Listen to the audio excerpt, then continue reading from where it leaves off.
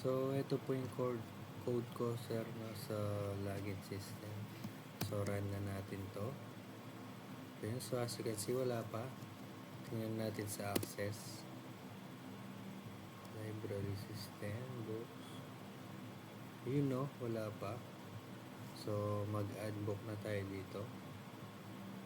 So, title, The Book Thief. Author, Marcus. Year published, 2005. Quantity, example. Tapos add na natin to. Successful. So, check natin sa access. So, ito. Book.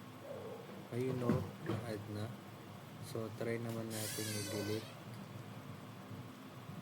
Delete book. Yes. Yun lang po, sir. Thank you.